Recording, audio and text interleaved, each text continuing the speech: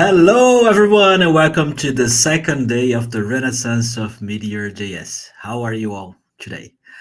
I'm Gabs, developer advocate here at Meteor Software, and today we'll be talking about why use Meteor.js in 2024. What are its main features and use cases, and why it's the best choice for your next project.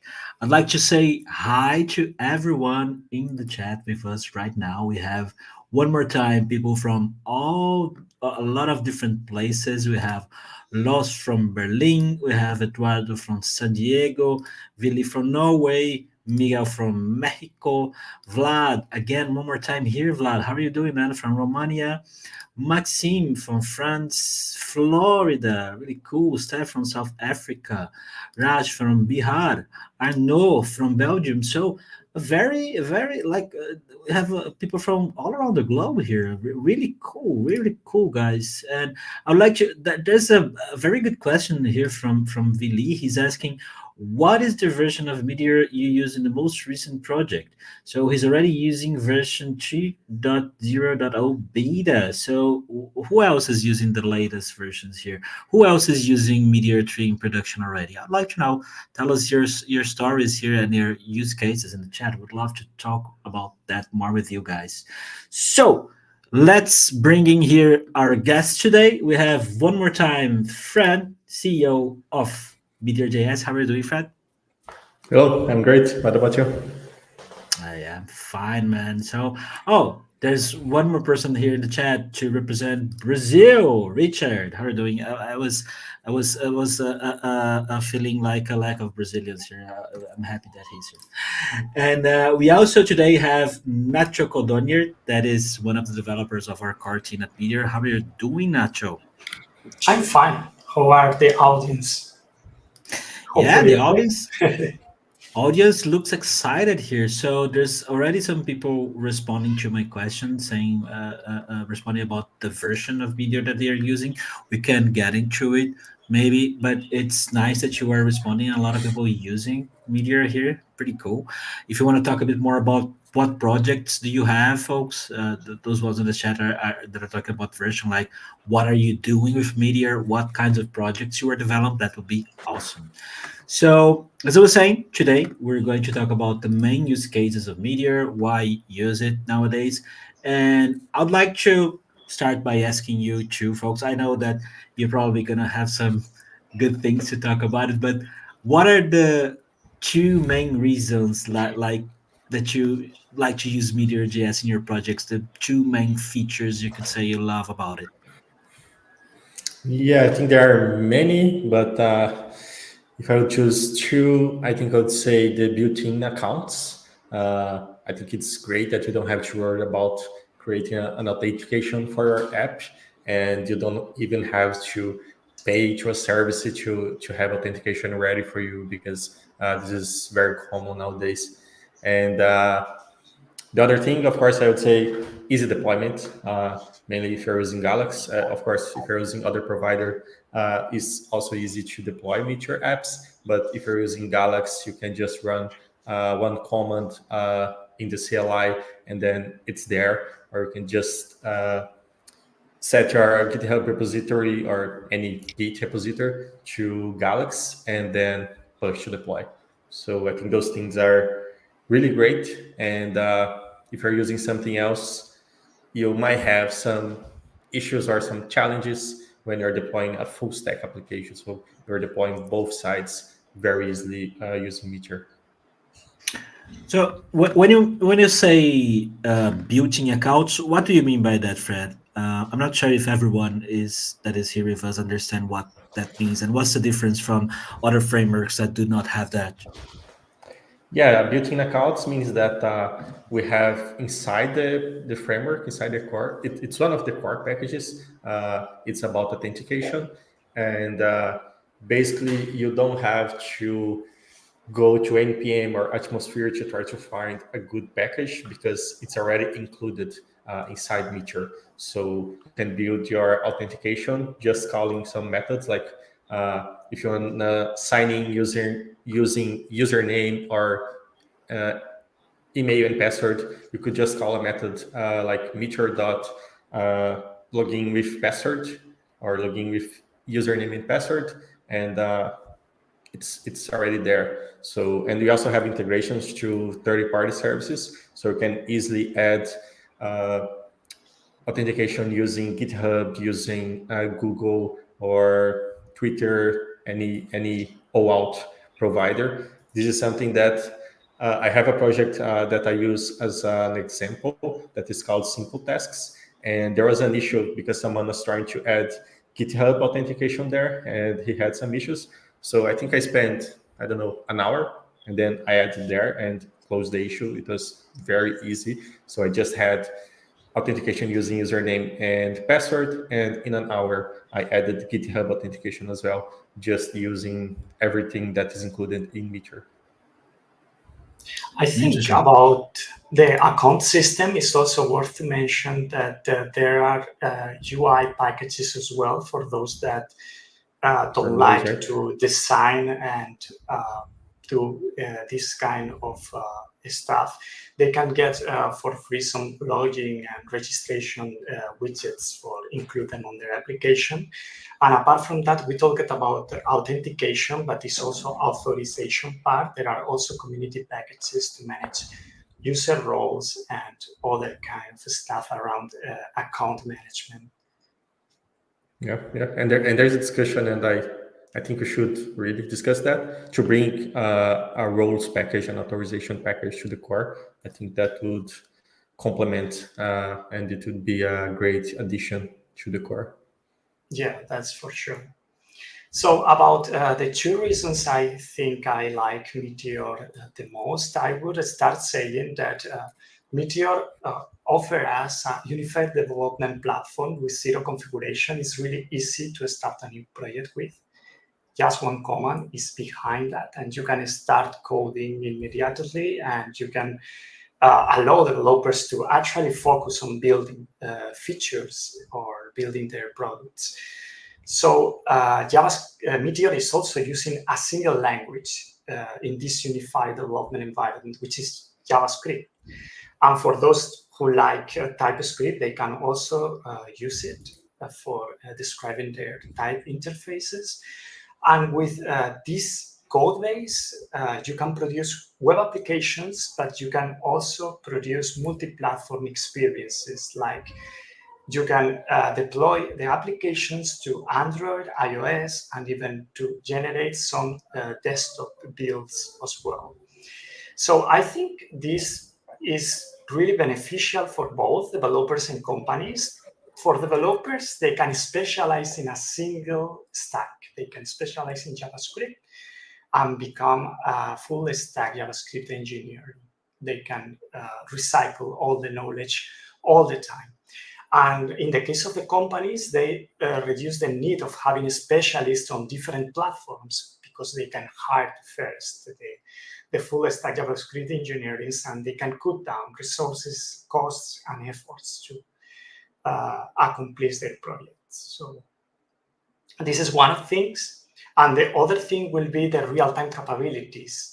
Those that know Meteor for the first time, they will know that the standing point of Meteor has always been a real-time capability. So in the data management layer, we are providing the usage of Mongo, and we expose an API that enable web applications to get instant feedback.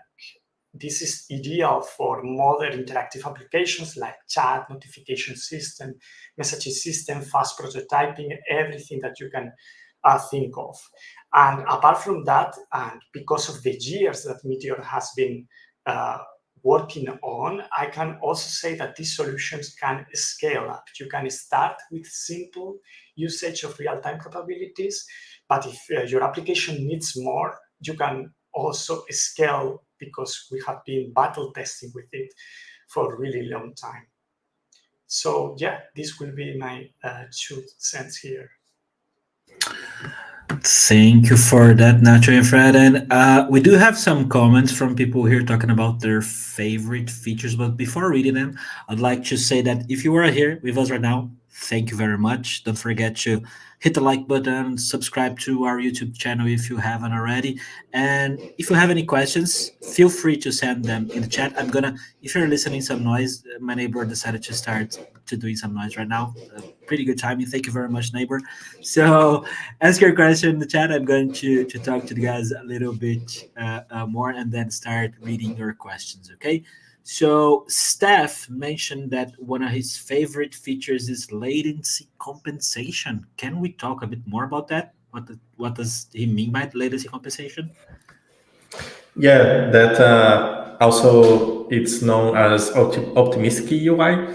So basically, and I totally agree that this is great, and it's hard to find that in other frameworks. And basically, let's say that you have a chat or a, yeah, a chat can be a chat. So when you send some data from the client to the server, that data has to go from your computer to the server where the application is hosted, and then to the database where you store your data. And then you have to wait for an answer from the database, from the server, and then you know if everything went okay or if you had an issue or a failure or something. So these latents that you have when you send some data and then you have to wait for that response is something that we have the latency compensation using optimistic UI. So what you do is we have Minimongo. It was also mentioned here in the comments. So before, or basically at the same time that we send that data to the server, we also send that data to Minimongo, to your client cache, and then your UI is automatically refreshed, and you can see that message already sent, but that message is still going to the server, to the database, and then will come back like in a few milliseconds, but there is this latency. So you feel that the answer is immediate because you just read save and the data is there. But actually, it is only on the client side. It goes to the server, then comes back, and then if something went wrong, it will remove that message from there because it wasn't really inserted.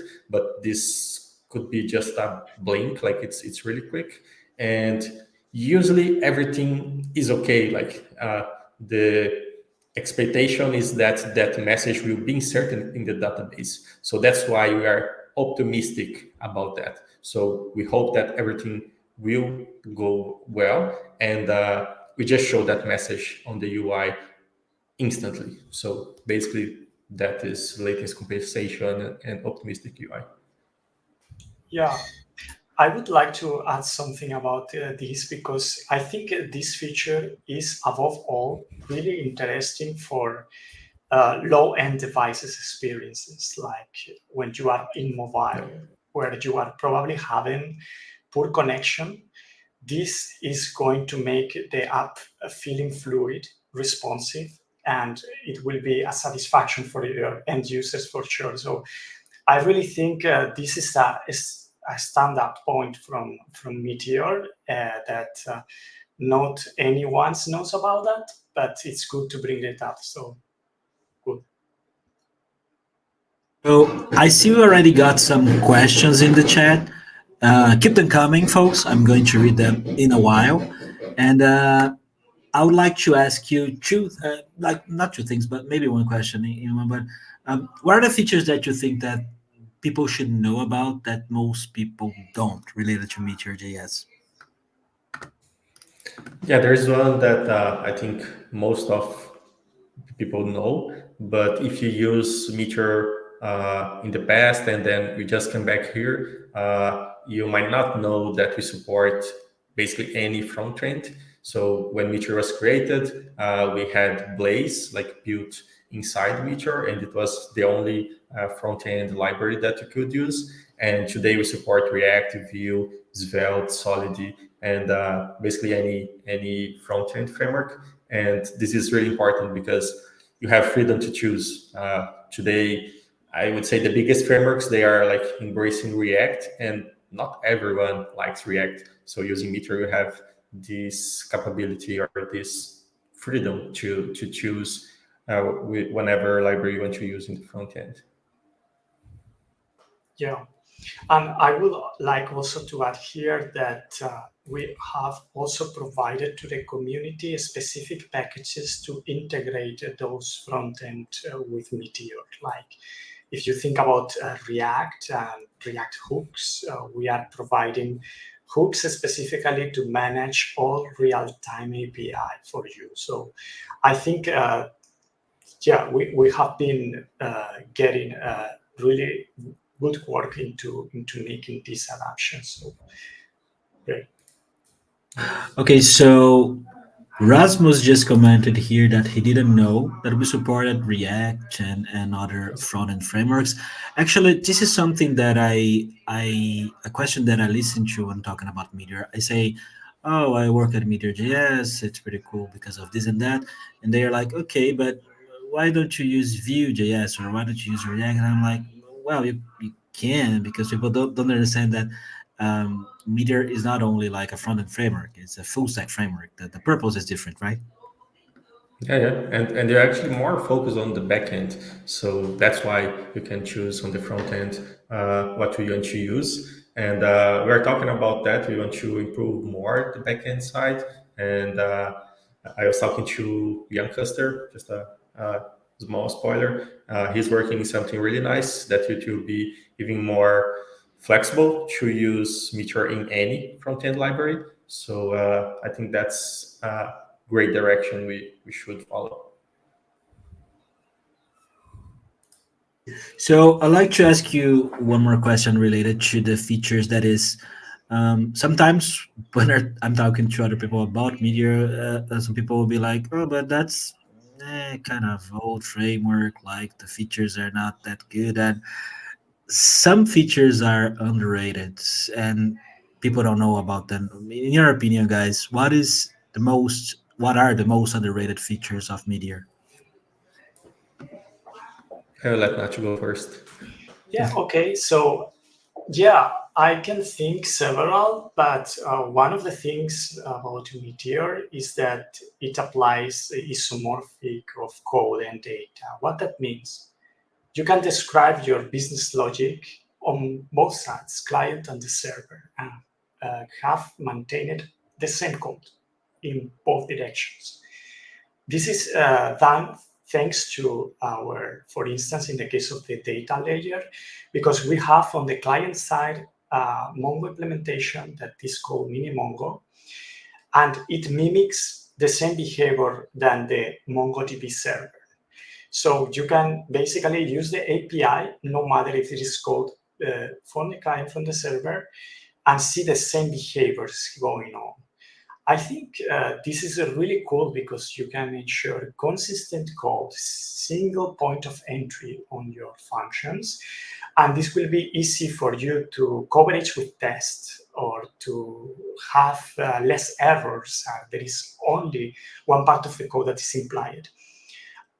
Yeah, so yeah, I would say isomorphic code. Yeah, yeah, yeah. I totally agree. I think there's a few things in Meteor like this one that you use it and you don't realize sometimes how cool it is, and that perhaps if you're using other frameworks, it would take some time to configure something. I don't know, use a Babel plugin or something to be able to do that, and the Meteor it's there. You can just reuse the code in both sides. Uh, what I would like to say is not exactly a feature, but it's something that we really care. And again, we don't see that often in other frameworks, is our care for backward compatibility. Because we are now in version 3 of Meteor, and Meteor was created 12 years ago. So we are only in the version 3, and usually, of course, following the same convention, you have a major version when you have a breaking change. And in fact, I remember when we released, I wasn't here, but the team released Meteor 2. It wasn't exactly because of a breaking change. They, of course, used that opportunity to break some small things, but we didn't really break anything big in that change. And now with Meteor 3, we were forced to do that because we had to remove fibers, we had to use the async await syntax, and then we had to break a few things. But even though the migration is not that hard like people was imagining in the past, and that's something again that it was a priority for us because we know that it is like many of Meteor projects. It's Gabs and I, we were talking to a few customers a few days ago, and they usually don't care much about technology. Like they care about their business, and they don't want to be changing like their framework or updating things so frequently. And that's one of the reasons that they use Meteor, because it's stable. So even in Meteor 3, I think I mentioned that yesterday, but there's a guy from the community that planned to spend 2 weeks migrating their projects, and he spent 4 hours. That's amazing. So I think this is something that we really care, and this it's really important, and sometimes people forget about that. Okay. But what will you say something, Nacho? Yeah, I was thinking about another one, maybe a bonus of some feature that is underrated, which is what Meteor is not like a tracker system.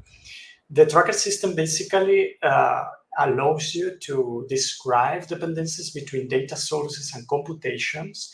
And whenever the data sources changes, trackers ensures that all the computation is going to be rerun.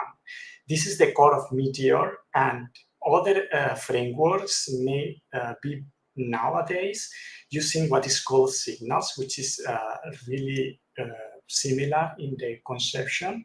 So this tracker ensures all the time that the UI stays in sync with your data. All reactivity is flowing on the definition, and you can use them actually, the trackers in Meteor as well. Yeah, that's a great point. And when I say that we don't change much, it's not because we don't want, but also because Meteor was built with some great foundations, and Tracker is one of them.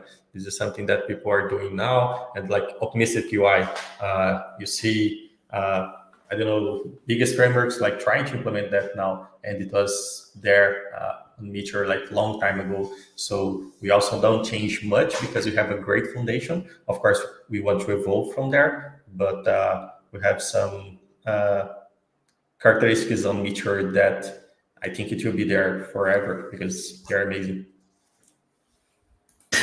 Okay, I'm seeing a lot of questions coming here on the chat, guys. Thank you so much for this. Keep them coming. I have a couple more questions for Fred and Nacho, and then I'll start reading yours. Okay, but if for whatever reason we have no time to answer your questions, or if you want to ask anything else to the team, we're having a Q&A session Thursday on our Discord server. We're going to send a link for Discord server in the chat now, and we also have this link here for a form that you can send your question for this Q&A session. Okay, so guys, Meteorjs is an opinionated framework, and we have MongoDB to be used by default as the database, and DDP for data layer. But that is something that people might want to do differently for whatever reason. And is it possible to change that? Can users choose different tools for the job? Yeah, just about opinionated, that's something that it's kind of subjective as well. Like we have some opinionated things, but like how much we are opinionated is something that there's a lot of discussions around that.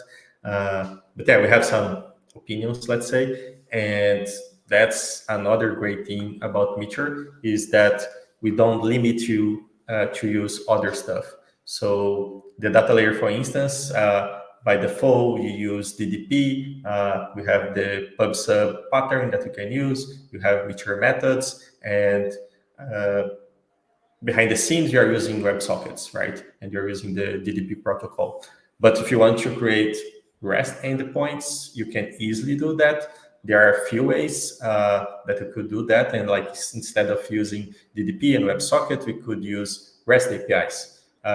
One of them is like now with Meteor 3, we have Express built in. So you can just import Express inside your Meteor app and create your routes, your meters, like use whatever feature Express has, and you can just create your endpoints and keep using all the other great stuff that you have on Meteor.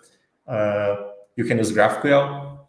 You can just there are some packages from the community that you can use GraphQL as well for the data layer, and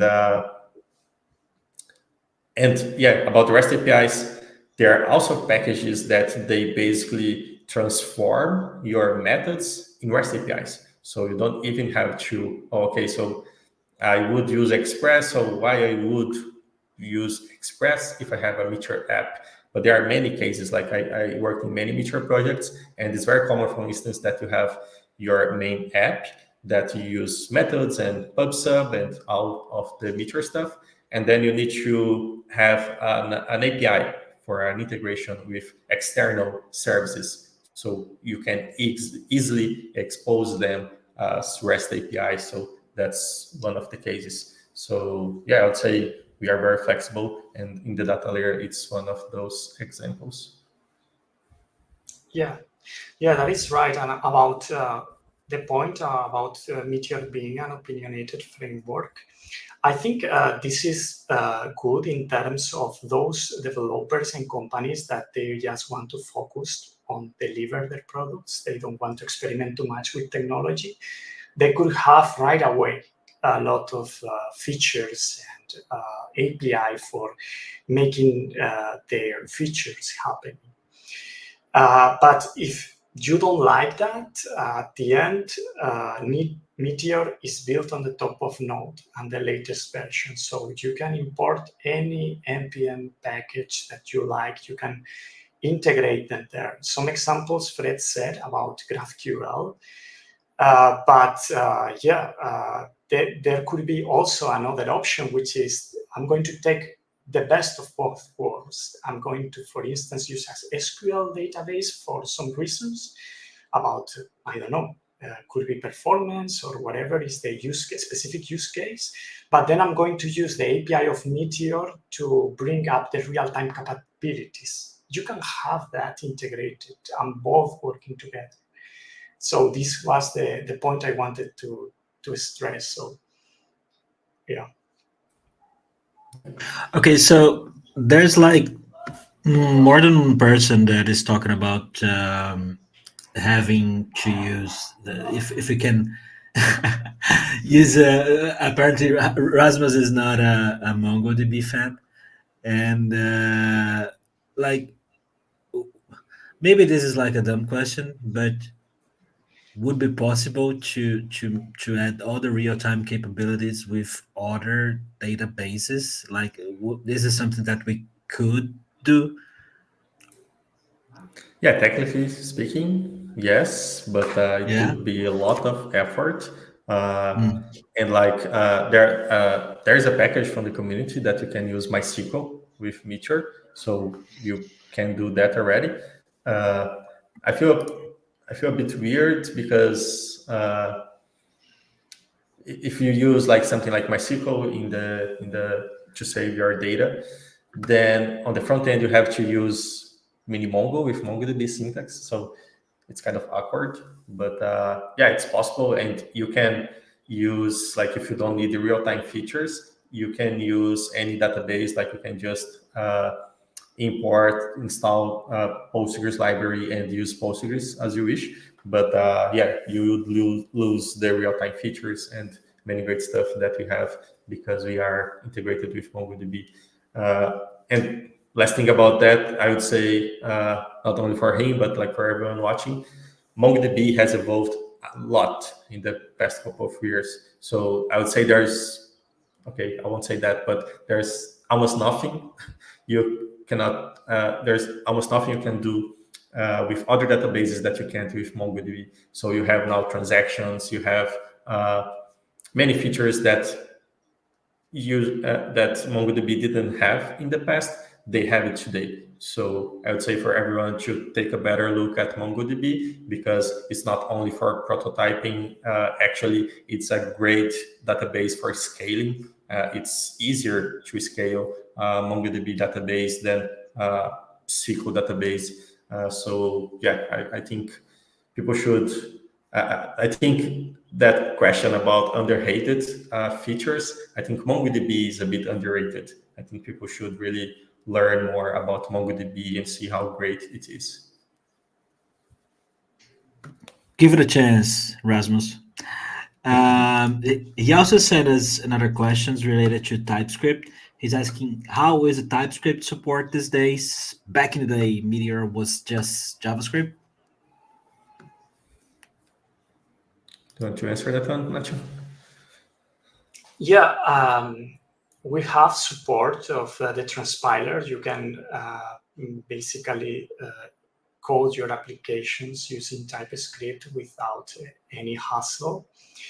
But about TypeScript, and we talked, I think, yesterday about it, we have plans in the future because we also want to integrate other pieces of Meteor of TypeScript into the core or into new packages, and also to provide more auto-completion capabilities from TypeScript. Talking not about the app side, about the Meteor core side, but TypeScript is integrated into Meteor. There is npm package for that already in the core. So we have another one related to TypeScript. Don't know if you already responded with this one, but Devon is asking. I notice you have TypeScript support. What does Meteor use to transpile TypeScript to native JavaScript? Do you use third-party libraries? I know you use third-party libraries, but I don't remember which one. Do you remember, Nacho? Yeah, no, I don't remember right now. The package itself of TypeScript, I don't remember, but maybe it's using a bubble configuration, but I'm not sure about this one. So, yeah. Devon, we can maybe do some little bit of research and respond this to you Thursday on our Q&A session inside the Discord server. There's a link in the chat in the description here as well. We can send one more time and we can get this question and respond to you later if that's okay, right? Danilo asked about TypeScript. We already responded this one as well, right? And QuantumOcean is asking, can we build with Vue in Meteor yet, or it's still handlebars or React? I think we're kind of responded this one, but let's do it again. Yeah, definitely you can use Vue. You can use Svelte, you can use Solid, you can use React, you can use Blaze. Those are the frameworks that we have tutorials and you have content, you have packages for them. So, and we are still working on the tutorials for Meteor 3, but in a few days, if I'm not mistaken, Nacho is updating the React tutorial. Is that correct, Nacho? Yeah, Or is it Danielson. Yeah. Oh, the mission. Okay, yeah. So yeah, so React tutorial will be ready in a couple of days, and I didn't tell anyone, but I'm updating the Vue tutorial as well. So it's almost there. I think there are only like from 10 chapters, there are only 2 missing. So React and Vue tutorial are almost ready. So Devon is also asking about PubSub.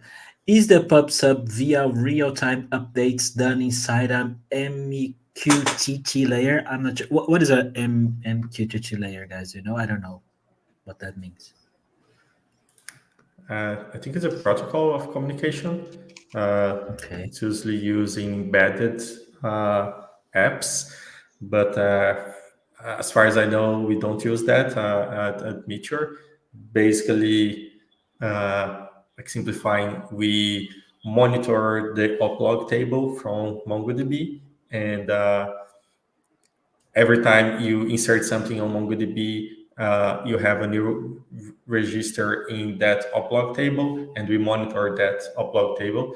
Of course, you have to create a subscription, and that subscription becomes a live query. And then with that live query, we monitor the uplog to give you updates about those changes in real time. And that's something that I think we mentioned yesterday, but we want to work on that to start using change strings API. That is not new API, but I would say the correct API we should be using for MongoDB. So we will probably move in that direction as well in the next couple of months. Okay, QuantumOcean that has just asked about support for front-end frameworks like Vue and React. Asked if Vue is kind of incompatible because Meteor and Vue take fundamentally different approaches to reactivity. I'm not sure if I get this question, but do you understand? Yeah, I would say it's the opposite of what he is saying. If you see, I think there is a part of the Vue documentation where he's talking about signals that he mentions Meteor as one of the examples of the same kind of reactivity that it was created like before Vue, and it is very similar to signals and to what Vue does. I think like he mentioned a few frameworks, and Meteor was one of them.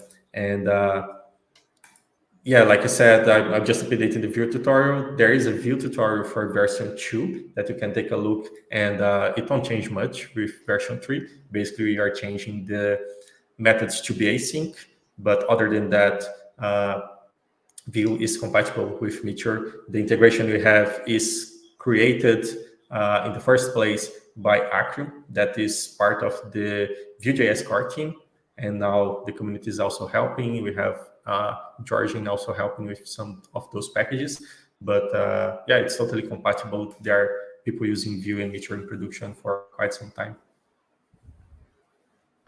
Okay, you have a very good one here from Max Kurama. Does being full stack make it difficult to reach devs? The dev who wants to be a backend is targeted at specific frameworks, and the dev who wants to be a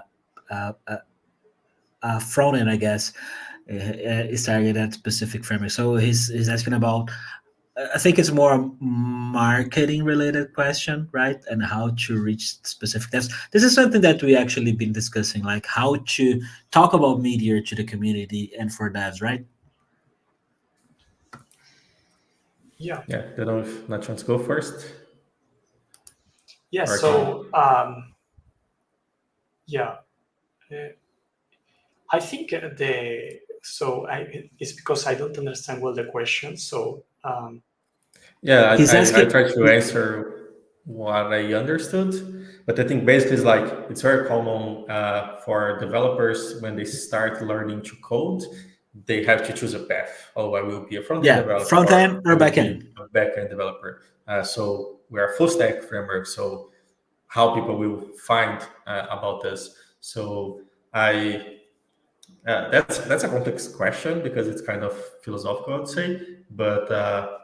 In my whole career as a software developer, I was always a full stack developer, even when that term didn't exist yet. And I think like that's my opinion. I think everyone should know. Of course, you can specialize, but I think everyone should know how to do both sides. Like by the end of the day, I think we should be software engineers, software developers, not a backend developer, front end developer. Of course, you can specialize. You can work in a company where tasks are splitted by that. But I think developers should know at least the basics of both. And I think trying to answer the question now, I think those developers, when they will try to build something themselves, they will probably find Meteor. They can find Meteor at that point, because when they try to do both separately, like okay, I will use, I don't know, Express or Fastify or any backend framework, and I will use Remix or Vite with React in the front end. You see that making those two sides communicate is not that easy. Like you have to find some patterns, you have to decide how that communication is going to work. So there are many things you have to care, that if you use a full stack framework, the pattern is already there. Like we already showed to you in the tutorials and documentation how to do it, and you don't have to think about everything yourself. So I would say that like if you work for a startup or if you want to put something in production quickly, full stack frameworks are the best. And even with that, like even in a Meteor project that is a full stack framework, there are companies that have front-end developers, back-end developers, even using Meteor, because then they can focus in one of those sides. So yeah, that's my point. Yeah, I think it's natural for any developer to choose where they want to start. The good point about Meteor is that no matter if they want to start from the front end, from the back end, they are going to embrace just one language, and that is going to make easy for all the knowledge to come in and to identify then that, okay, now I'm in the server side, I'm using Node out of it, and I can have these tools, Express or other kind of tools to expose endpoints. And now I'm on the client side, and I have a possibility to use Vue library for making a single page applications. So I think choosing Meteor is just making sure that at some point you will be a full stack JavaScript engineer, because you will cover all that spectrum of knowledge about Meteor and about front-end and back-end. But not only that, then the tools about around testing, the tools about native, everything is complement. So Elena is asking, how many people do we have in the Meteor team? How many people? I think she's asking about Meteorjs, the framework. So we have Nacho, Denilson, Leonardo as like the main developers, and we have Enrique managing everyone, and myself. I also part of the core. I usually help more with documentation and behind the scenes decisions. So I'd say we are 5 people internally, and we have many people from the community. We have a core team from the community as well that we have in our website that are people that are frequently helping with code, like committing and contributing with code with the Meteor core. So you can find that in our website.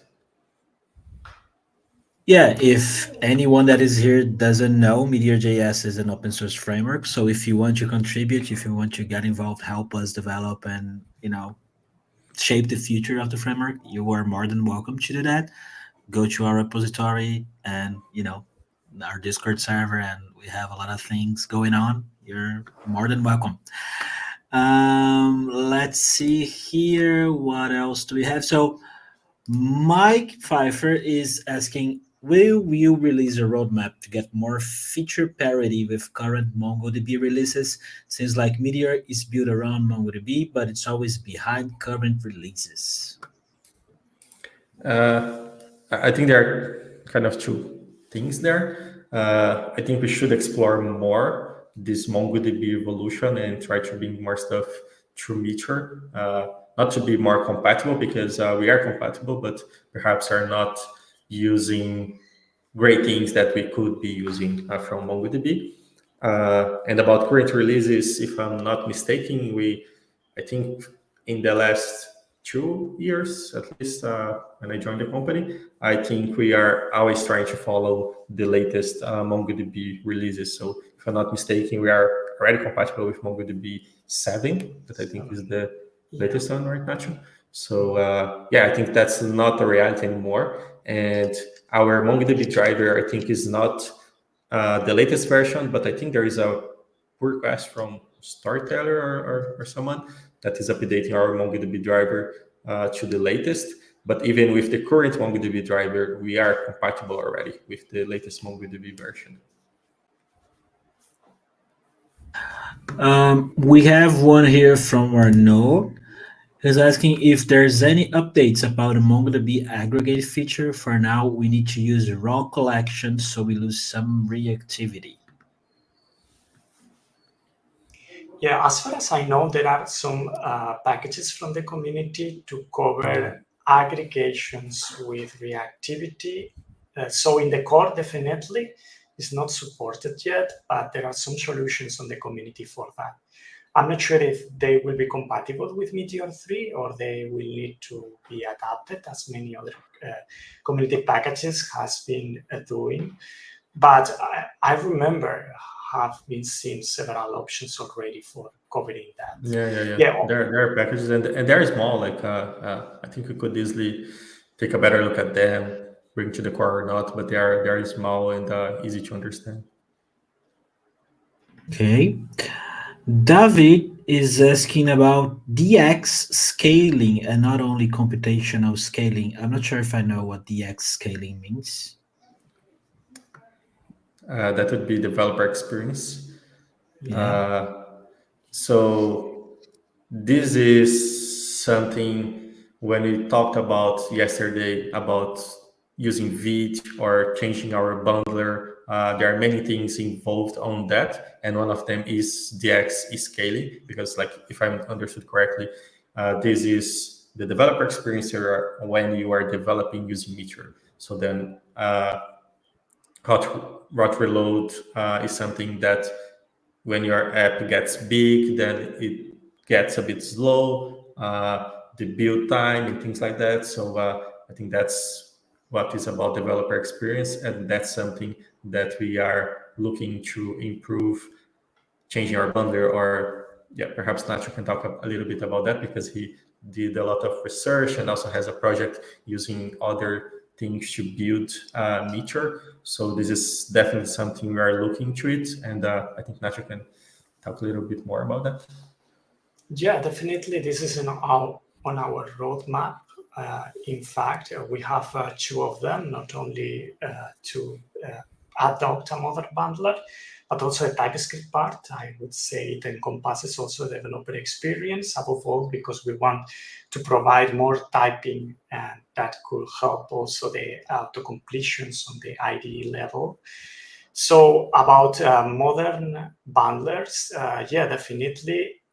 We currently in the Meteor bundler, we have features for hot module reloaded and things like Bit provide us as well. But Bit does it fast because it's embracing standards from the compiler tools, like it's using SBuild only for the development mode, and SBuild is using specifically other native languages that are faster than JavaScript. So we have several directions that we can get. One is just to integrate Bit and just do less with our bundler. But others could be to use our bundle to include a SBuild, for instance, on the development instead of Babel, which is slower. So definitely in our roadmap, there are these things that we want to take a look on it. And yeah, developer experience will be covered as well, improved. We have an interesting comment here about features that from Vic R. One thing that I like a lot about Meteor is how low config it is. You don't have to study all kinds of config setup, a lot other build tools and frameworks. Yeah, yeah. As a Meteor.js person that recently started using it, I can say that as well. It's like you have very low config. That's pretty good.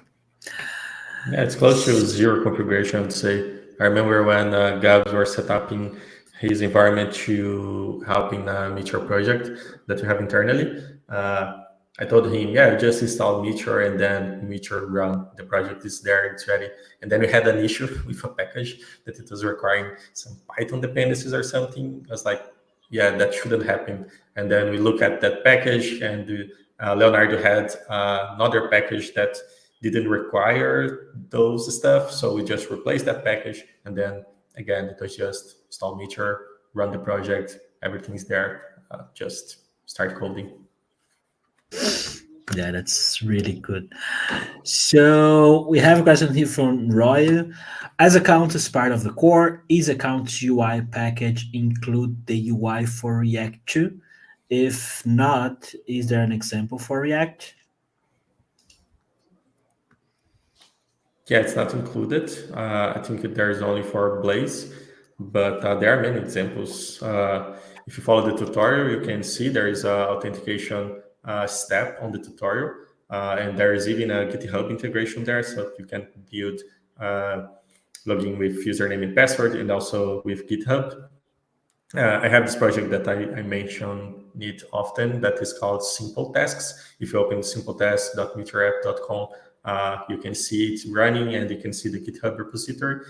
It's built with React and Chakra UI. So it's another example too. I just added GitHub authentication there as well. So yeah, there are many examples which you could follow. Mr. Zavanega is asking if is this software using to stream and show the comments right now reading a meter? Oh, unfortunately not. But maybe this is something we can tackle in the future, right? So we are using StreamYard. That's a very popular streaming platform. Yeah, but yeah, Yeah, would it just be possible to would it be possible to do something like this of course, using Meteor? that's Yeah.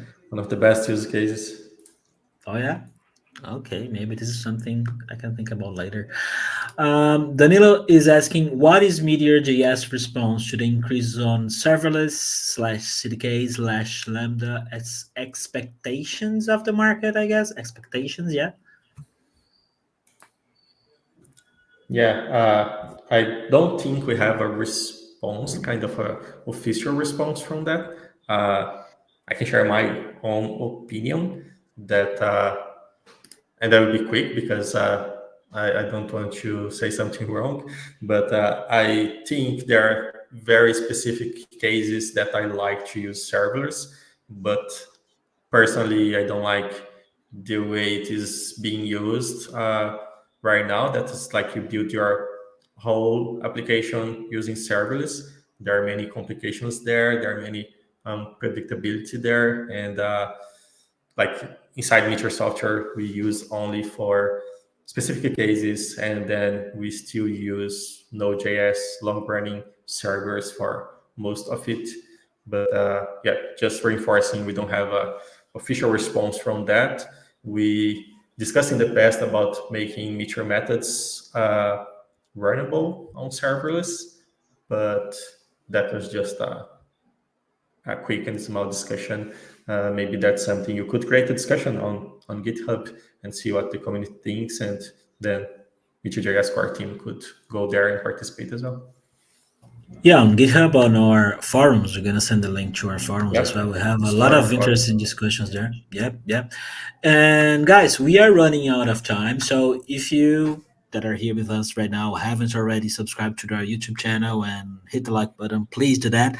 And if your question was not responded, or if you have any more questions for us, we're having a Q&A session Thursday, okay, in our Discord server. We already shared the link here in the chat. It's in the description as well. So be there and we will talk to you. And we have another session tomorrow. Okay, we're going to be talking about Galaxy, one of the biggest projects ever developed with Meteor.js. That is one of our projects that's done by Meteor Software. And I'd like to finish this live today, guys, asking you what features you were most excited about what we're building internally.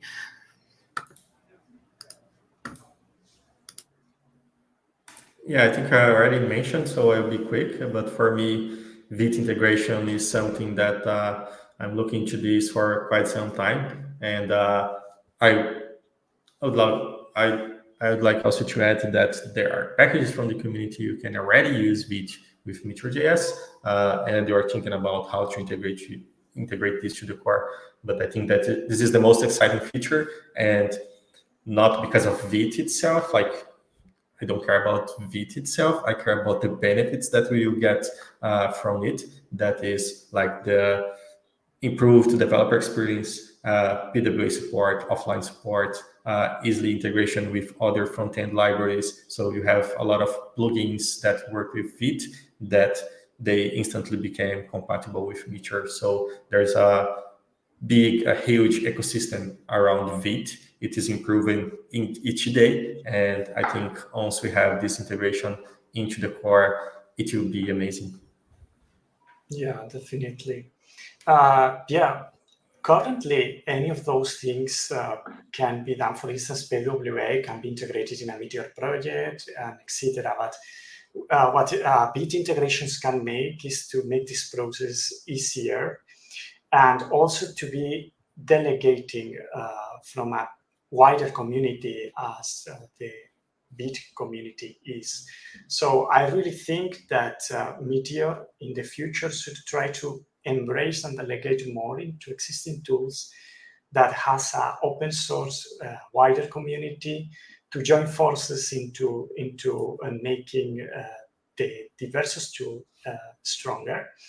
And about that, I would like to say about capacitors. So I have always said in this streaming that we allow you to deploy applications multi-platform. We are using currently Cordova.js, but our way to upgrade that area of building web applications multi-platform in an easy way will be to unlock the possibility to integrate also Capacitor.js to Meteor itself. So I'm really also excited about this one. Yeah, this one is also great. I think you're already using your app, right? And Yeah. have some, But yeah, moving into the core, which could be yeah, a challenge, right? Like in Bit. for sure. Okay, last question. I heard about this new lib, this new JavaScript lib, and I'm wondering when we are going to support it. It's called jQuery. Do you guys? Yeah, that's one. It's Sorry, sorry. that one is it's already included, and yeah, and there, yeah, jQuery is great, by the way. Like Yeah. I know. there I'm not joking. nothing wrong using jQuery. I think it's still amazing. Yeah, I know. No, I'm joking. I'm joking. So, guys, thank you so much for the time for the chat, and thank you very much to everyone that is here with us right now, asking questions, sharing your experiences. It's really great to talk to the community and have so many people interacting with us here. I'd like to invite you all one more time to our live tomorrow, to our Discord server, to our forums, and to be part of this community that we are building. People are talking about JK in the chat. Thank you so much. So yeah, see you tomorrow then. Okay, See you. bye. Bye bye. Thanks, everyone. Thank you. Bye bye.